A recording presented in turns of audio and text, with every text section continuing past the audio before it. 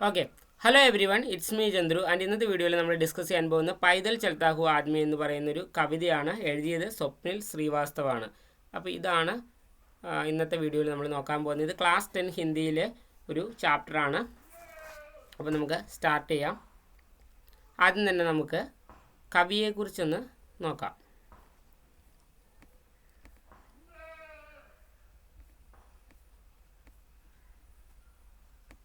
Okay, Swapnil Srivastava എന്നാണ് കവിയുടെ പേര്. അപ്പോൾ നിങ്ങൾക്ക് എക്സാമിന് എന്താണ് 1 മാർക്കിനൊക്കെ ആയിട്ട് മിക്കവാറും ചോദിക്കും ഈ കവിത എഴുതിയത് ആരാണ് എന്ന്. അപ്പോൾ നിങ്ങൾ അറിഞ്ഞിരിക്കണം, സ്വപ്നിൽ ശ്രീവാസ്തവ എന്നാണ് കവിയുടെ പേര്. ഉൻകാ ജന്മ സ്വപ്നിൽ ശ്രീവാസ്തവ കാ ജന്മ ഉത്തർപ്രദേശ് മേ ഹുവ. അദ്ദേഹം ജനിച്ചത് ഉത്തർപ്രദേശിലാണ്. കഹാനി ഓർ സംസ്മരൺ കെ ക്ഷേത്രവുമേ ഉൻകാ യോഗ്ദാൻ ഹെ. അതായത് ഇപ്പോൾ നമ്മൾ സ്റ്റോറി എടുക്കുകയാണെങ്കിൽ, ഓർമ്മക്കുറിപ്പ് എടുക്കുകയാണെങ്കിൽ ഇതൊക്കെ അദ്ദേഹം എഴുതിയിട്ടുണ്ട്. ഈശ്വർ ഏക് ലാഠി ഹെ, താക് പർ ദിയാസലായി, മുച്ചെ ദൂസരി പൃഥ്വി ചാഹിയെ ആദി ഉൻകി പ്രമുഖ രചനായം ഹെ. അപ്പോൾ അദ്ദേഹത്തിൻ്റെ പ്രധാനപ്പെട്ട കുറച്ച് രചനകളുടെ പേരാണ് അടുത്തതായിട്ട് നൽകിയിരിക്കുന്നത്. ഭാരത് ഭൂഷൺ അഗ്രവാൾ പുരസ്കാർ, ഫിരാക് പുരസ്കാർ, റൂസ് കെ അന്തർരാഷ്ട്രീയ പുഷ്കിൻ സമ്മാൻ ആദി സവേ പുരസ്കൃത ഹെ. അപ്പോൾ കുറച്ച് കിട്ടിയിട്ടുള്ള കുറച്ച് അവാർഡുകളുടെ പേരും അവിടെ ഉണ്ട്. അപ്പോൾ ഇതാണ് അദ്ദേഹത്തെക്കുറിച്ച് ബേസിക് ആയിട്ടുള്ള കുറച്ച് ഡീറ്റെയിൽസ്. ഇത് അറിഞ്ഞിരിക്കുക. കാരണം കവിതയുടെ ആസ്വാദന ടിപ്പണിയാണെങ്കിലും കവിതയുടെ ആശയം എഴുതാൻ ചോദിച്ചാലും നമുക്ക് എഴുതാൻ പറ്റുന്ന പോയിൻറ്റ്സുകളാണ്. ഓക്കെ, അപ്പോൾ നമുക്ക് സ്റ്റാർട്ട് ചെയ്യാം. പൈതൽ ചൽത്താ ഹുവ ആദ്മി എന്നാണ് പാഠത്തിൻ്റെ പേര്. ഇനി കവി കാ നാം സ്വപ്നിൽ ശ്രീവാസ്തവ എന്നാണ്. കിസ് വിധാക്കി രചനാഹ എന്ന് ചോദിച്ചു കഴിഞ്ഞാൽ ഇതൊരു കവിതയാണ്. ഓക്കെ, അപ്പോൾ സമൂഹത്തിലെ രണ്ടാളുകൾ, ഒന്ന് ബഡേ ലോഗ് അല്ലെങ്കിൽ വലിയ ആളുകളും അതുപോലെ തന്നെ പൈതൽ ചൽത്താ ഹുവ ആദ്മി നടന്നു പോകുന്ന ആളുകൾ അല്ലെങ്കിൽ സാധാരണ ആളുകളും തമ്മിലുള്ളൊരു ഡിഫറൻസ് കാണിക്കുന്ന വളരെ സിമ്പിളായിട്ടുള്ളൊരു പോയമാണിത്. ഓക്കെ, അപ്പോൾ നമുക്ക് നോക്കാം.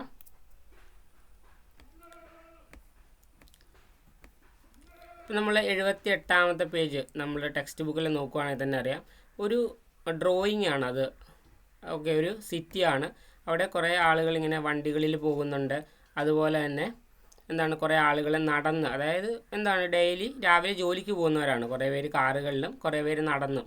സൈഡിൽ നമുക്കറിയാം ഒരു തൂമ്പയും ടിഫിൻ ബോക്സൊക്കെ ആയിട്ട് ഒരു ചേട്ടൻ പോകുന്നുണ്ട്. അതുപോലെ തന്നെ ഒരു ചേച്ചി പുറകെ ഉണ്ട്. അങ്ങനെ കുറേ ആളുകൾ ഇങ്ങനെ നടന്നു പോകുന്നവരുണ്ട്. അതുപോലെ തന്നെ വണ്ടിയിൽ പോകുന്നുണ്ട്. അപ്പോൾ വണ്ടിയിൽ പോകുന്ന ആൾ പുറത്തേക്ക് നോക്കുന്നതൊക്കെ നമുക്ക് കാണാനായിട്ട് ഈ പിക്ചറിൽ നിന്ന് സാധിക്കും. ഓക്കെ, ഇനി നമുക്ക് അപ്പോൾ ഇതൊക്കെയാണ് ബേസിക്കായിട്ട് ഈ കവിത കൊണ്ട് ഉദ്ദേശിക്കുന്ന. ഇതാണ് വലിയ ആളുകളും അതുപോലെ തന്നെ സാധാരണക്കാരായിട്ടുള്ള ആളുകളും തമ്മിലൊരു ഡിഫറൻസ് കാണിക്കുന്ന, അല്ലെങ്കിൽ അവരുടെ ഇമ്പോർട്ടൻസ്, പൈതൽ ചൽത്താ ഹുവ ആദ്മി അവർക്കും ഇമ്പോർട്ടൻസ് ഉണ്ട് എന്ന് കാണിക്കുന്ന ഒരു കവിതയാണിത്. ഓക്കെ, അപ്പോൾ പൈതൽ ചൽത്താ ഹുവ ആദ്മി നമ്മുടെ കവിതയുടെ പേരിൽ നിന്ന് തന്നെ തുടങ്ങാം. പൈതൽ എന്ന് വെച്ച് കഴിഞ്ഞാൽ നമ്മൾ കാൽനടയായിട്ട് പോകുന്നതിനാണ് പൈതൽ എന്ന് പറയുന്നത്. പൈതൽ ചൽത്താ ഹുവ ആദ്മി എന്നതുകൊണ്ട് ഉദ്ദേശിക്കുന്ന കാൽനടയായിട്ട് പോകുന്ന ആളുകൾ. അതായത് നമുക്കറിയാം സമൂഹത്തിലെ സാധാരണക്കാരായിട്ടുള്ള ആളുകളെ റെപ്രസെൻ്റ് ചെയ്യുന്നതാണ്. അതിനുവേണ്ടിയാണ് പൈതൽ ചൽത്താ ഹുവ ആദ്മി എന്ന പ്രയോഗം ഉപയോഗിച്ചിരിക്കുന്നത്. ഓക്കെ, നമുക്കിനി കവിതയിലേക്ക് വരാം. चमकदार सड़क पर चल रहे कारों के हुजूम में कितना निरीह दिख रहा है पैदल चलता हुआ आदमी. कार में बैठे हुए बड़े लोग उसे हिकारत से देखते हैं, जैसे वो किसी दूसरी दुनिया से आया हुआ आदमी हो. वे नहीं जानते कि उसके दम पर उनके चेहरे पर रौनक है. वो अनाज उगाना बंद कर दे तो वे भूख को मर जाएंगे. उनके मकान न बनाए तो उन्हें सिर झुकाने की जगह नहीं मिलेगी. उन्हें पता नहीं कि पैदल चलता हुआ आदमी कितना ताकतवर है. वो जिस दिन होश में आ जाएगा उनके साम्राज्य टह जाएंगे. ഇതാണ് കവിത. കുറച്ച് വരികൾ മാത്രമേ ഉള്ളൂ. അപ്പോൾ ഇതിൽ നിന്ന് നിങ്ങൾക്ക് എക്സാമിന് ചോദിക്കുന്നത് കുറേ ഒരു ആശയം തന്നിട്ട് ഈ ആശയം വരുന്ന വരികൾ എടുത്ത് എഴുതാൻ ചോദിക്കാം, അല്ലെങ്കിൽ കുറച്ച് വരികൾ തന്നിട്ട് അതിൻ്റെ ആശയം എഴുതാൻ പറഞ്ഞ് ചോദിക്കാം. അങ്ങനെ രീതിയിലുള്ള ക്വസ്റ്റ്യൻസ് ഒക്കെയാണ് ഇതിൽ നിന്നൊക്കെ സാധാരണ വരാറ്. ഓക്കെ, ഇനി നമുക്ക് സ്റ്റാർട്ട് ചെയ്യാം. ചമക്ദാർ സടക് പർ എന്ന് വെച്ച് കഴിഞ്ഞാൽ എന്താണ്, തിളങ്ങുന്ന എന്നാണ്. ചമക് എന്ന് വെച്ച് കഴിഞ്ഞാൽ തിളങ്ങുന്ന എന്നാണ്. ചമക്ദാർ സടക് എന്ന് വെച്ചാൽ തിളങ്ങുന്ന റോഡ്. അതായത് റോഡ് വെട്ടി തിളങ്ങാന്നല്ല, വളരെ ഡെവലപ്ഡ് ആയിട്ടുള്ള ഒരു റോഡിനെ സൂചിപ്പിക്കാൻ വേണ്ടിയാണ് ഇതവിടെ കാണിച്ചിരിക്കുന്നത്. ചമക്ദാർ സടക് എന്ന് വെച്ച് കഴിഞ്ഞാൽ നമ്മുടെ ഇപ്പോൾ സിറ്റികളിലെ റോഡിനെയൊക്കെ സൂചിപ്പിക്കുന്നു. ചമക്ദാർ സടക് പർ ചൽ രഹേ കാരോം. കാർ എന്ന് വെച്ച് കഴിഞ്ഞാൽ കാർന്ന് തന്നെയാണ്. ചൽ രഹേ എന്ന് വെച്ച് കഴിഞ്ഞാൽ ഓടുന്ന കാറ്. കെ ഹുജൂം മേം, ഹുജൂം എന്ന് വെച്ച് കഴിഞ്ഞാൽ തിരക്ക് എന്നാണ് ആ വേർഡിൻ്റെ മീനിങ്. കിത്ന നിരീഹ് ദിഖ് രഹാ ഹെ, നിരീഹ് എന്ന് വെച്ച് കഴിഞ്ഞാൽ ബേച്ചാര അല്ലെങ്കിൽ പാവം എന്നാണ്. ഓക്കെ, അപ്പോൾ ഞാൻ വേർഡ്സിൻ്റെ മീനിങ് പറയാം, എന്നിട്ട് ആ വരികളുടെ അർത്ഥം പറയാം. പൈദൽ ചൽത്താ ഹുവ ആദ്മി, അതായത് കാൽനടയായിട്ട് പോകുന്ന ആളുകൾ. നമ്മളതിൻ്റെ മീനിങ് നോക്കി. ചമക്ദാർ സടക് പർ ചൽ രഹേ കാരോ കെ ഹുജൂം മേ കിത്ന നിരീഖ് ദിഖ് രഹാ ഹെ പൈദൽ ചൽത്താ ഹുവ ആദ്മി.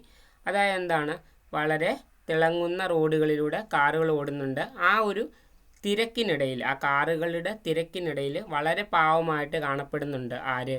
പൈദൽ ചൽത്താ ഹുവ ആദ്മി, അതായത് കാൽനടയായിട്ട് പോകുന്ന ആളുകൾ. ഈ വണ്ടികളുടെ തിരക്കിനിടയിൽ വളരെ പാവങ്ങളെ ആയിട്ടാണ് നമുക്ക് കാണാൻ സാധിക്കുന്നത്. ഓക്കെ, അതാണ് ആദ്യത്തെ 3 വരിയുടെ മീനിങ്. അതായത് കാറുകളൊക്കെ പാഞ്ഞു പോകുന്ന ഒരു റൂട്ടിൽ വളരെ സാധാരണക്കാരായിട്ട് അല്ലെങ്കിൽ പാവങ്ങളായിട്ടാണ് ഈ പൈദൽ ചൽത്താ ഹുവ ആദ്മി കാണപ്പെടുന്നത്. അതാണ് 3 വരിയുടെ മീനിങ്.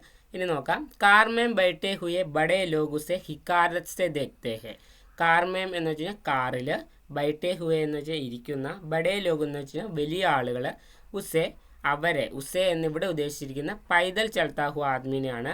ഹിക്കാരത് സെ ദേഖ്തേ, ഹിക്കാരത്ത് എന്ന് വെച്ച് കഴിഞ്ഞാൽ എന്താണ്, വളരെ ഘൃണ അല്ലെങ്കിൽ ഒരു പുച്ഛത്തോടു കൂടിയാണ് നോക്കുന്നത്. അതായത് നമ്മൾ ആ പിക്ചറിൽ കണ്ട പോലെ തന്നെ കാറിലിരിക്കുന്ന, നമ്മൾ ആ പിക്ചറിൽ കണ്ടില്ലേ, അതായത് നിങ്ങൾ ടെക്സ്റ്റ് ബുക്കിൽ തന്നെയുണ്ട്, ആ കാറിലിരിക്കുന്ന ഈ ചേട്ടനാണെങ്കിൽ കുറച്ച് പുച്ഛത്തോടെയാണ് ഈ പുറത്തുകൂടി നടക്കുന്ന ആളുകളെ, സാധാരണക്കാരായിട്ടുള്ള ആളുകളെ നോക്കുന്നത്. ഓക്കെ, അപ്പോൾ അതിനെ സൂചിപ്പിക്കുന്ന വരികളാണിത്. കാർമേം ബൈഠേ ഹുയെ ബഡേ ലോഗ്, കാറിൽ ഇരിക്കുന്ന വലിയ ആളുകൾ, ഉസെ അതായത് അവരെ എന്നിവിടെ ഉദ്ദേശിക്കുന്നത് കാൽനടയായിട്ട് പോകുന്നവരെ, ഹിക്കാരത് സെ ദേഖ്തേ ഒരു പുച്ഛത്തോടു കൂടി നോക്കി കാണുന്നു.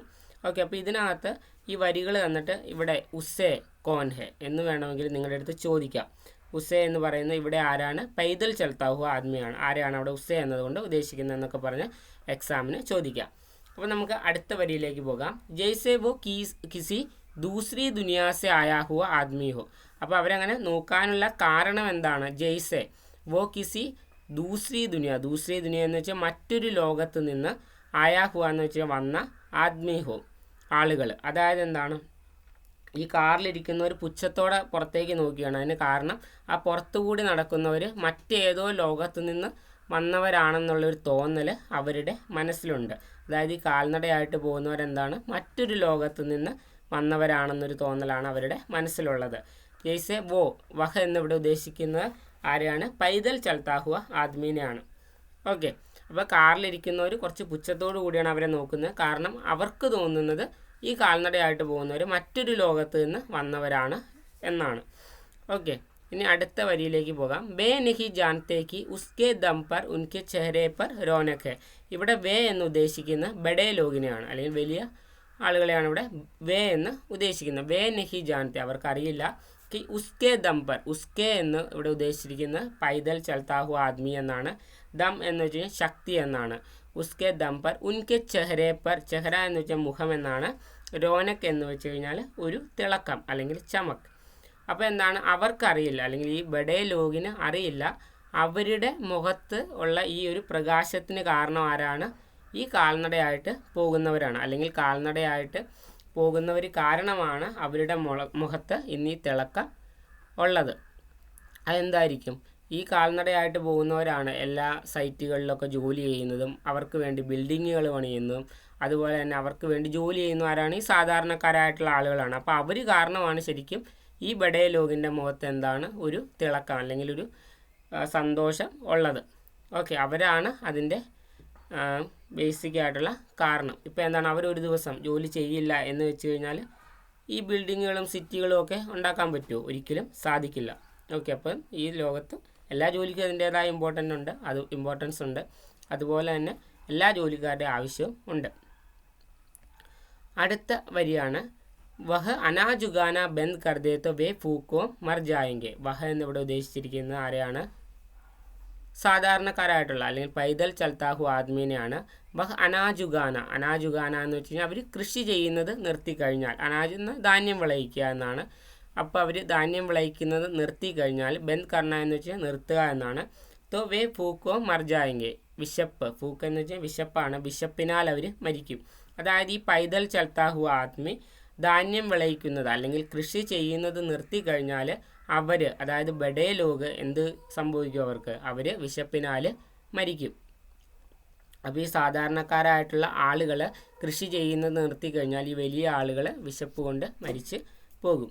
ഉൻകെ മക്കാൻ ന ബനായേ തോ ഉനെ സിർ छिपाने ജഗ നഹി മിലേഗി.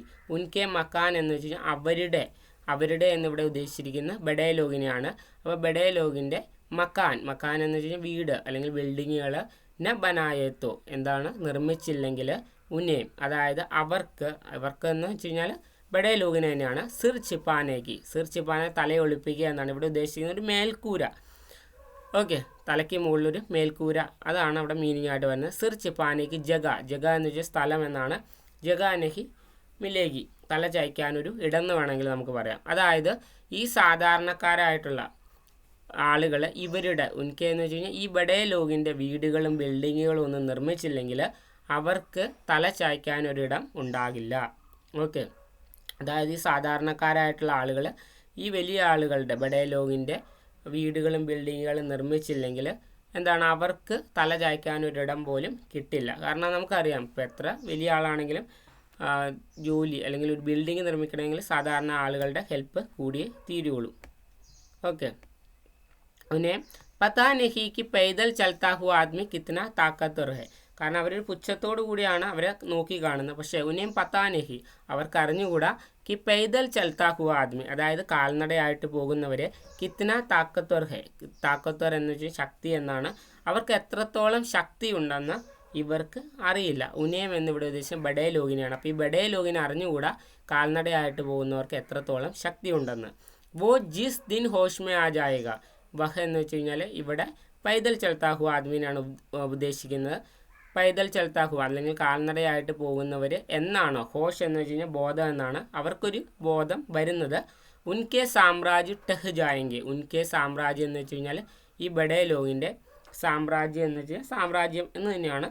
ടെഹ് ജായെങ്കിൽ എന്ന് വെച്ച് കഴിഞ്ഞാൽ നശിക്കുക അല്ലെങ്കിൽ നാശോന. അതായത് ഈ സാധാരണക്കാരായിട്ടുള്ള കാൽനടയായിട്ട് പോകുന്ന ആളുകൾക്ക് അല്ലെങ്കിൽ ജോലി എടുക്കുന്ന ആളുകൾക്ക് ബോധം വരികയാണെങ്കിൽ അവരുടെ ഈ അല്ലെങ്കിൽ വലിയ ആളുകളുടെ ലോകം തന്നെ തകർന്ന് പോകും. അല്ലെങ്കിൽ എന്താണ് അവരൊരു ദിവസം പെട്ടെന്ന് പറയുകയാണ് ഞങ്ങൾ ഈ ജോലിയൊന്നും എടുക്കാൻ തയ്യാറല്ലെന്ന് പറഞ്ഞാൽ എന്ത് ചെയ്യാൻ പറ്റും? ഒന്നും ചെയ്യാൻ പറ്റത്തില്ല. ബാക്കിയുള്ളവരുടെ ജീവിതവും കഷ്ടത്തിൽ ആകും. ഓക്കെ, അപ്പോൾ ഒരു സിമ്പിളായിട്ടുള്ള ഒരു പോയമാണ്. കാരണം ബഡേ ലോകം അല്ലെങ്കിൽ വലിയ ആളുകൾ ചെറിയ ആളുകൾ എന്നൊരു ഡിഫറൻസ് നമ്മൾ വെച്ചിട്ട് കാര്യമില്ല. എല്ലാവരും അങ്ങോട്ടും ഇങ്ങോട്ടും റിലേറ്റ് ചെയ്താണ് ഇരിക്കുന്നത്. അല്ലെങ്കിൽ ബഡേ ലോകിൻ്റെ ജീവിതം ഇത്രേ സുഖമായിട്ട് മുമ്പോട്ട് പോകുന്നുണ്ടെങ്കിൽ അതിന് പിന്നിൽ ഇഷ്ടം പോലെ ആളുകൾ ജോലി ചെയ്യുന്നുണ്ട്. ഓക്കെ, അപ്പോൾ അവരെ ഒരു പുച്ഛത്തോടു കൂടി നോക്കി കാണേണ്ട ആവശ്യം ഇല്ല. അതാണ് ഈ ഒരു കവിതയിൽ പറഞ്ഞിട്ടുള്ളത്. സിമ്പിൾ കവിതയാണ്. ഒന്നുകൂടി വായിക്കാം. ചമക്ദാർ സടക് പർ ചൽ രഹേ കാരോं के हुजूम में कितना निरीह दिख रहा है पैदल चलता हुआ आदमी. कार में बैठे हुए बड़े लोग उसे हिकारत से देखते हैं जैसे वो किसी दूसरी दुनिया से आया हुआ आदमी हो. वे नहीं जानते कि उसके दम पर उनके चेहरे पर रौनक है. वो अनाज उगाना बंद कर दे तो वे फूको मर जाएंगे. उनके मकान न बनाए तो उन्हें सिर छिपाने की जगह नहीं मिलेगी. उन्हें पता नहीं कि पैदल चलता हुआ आदमी कितना ताकतवर है. वो जिस दिन होश में आ जाएगा उनके സാമ്രാജ്യ ടെഹ് ജായെങ്കിൽ എന്ന് പറഞ്ഞുകൊണ്ട് നമ്മുടെ ഈ ഒരു കവിത ഇവിടെ തീരുകയാണ്. Okay, so guys see you in the next. തബ് തക് കെ ലിയേ ഓക്കെ ബൈ.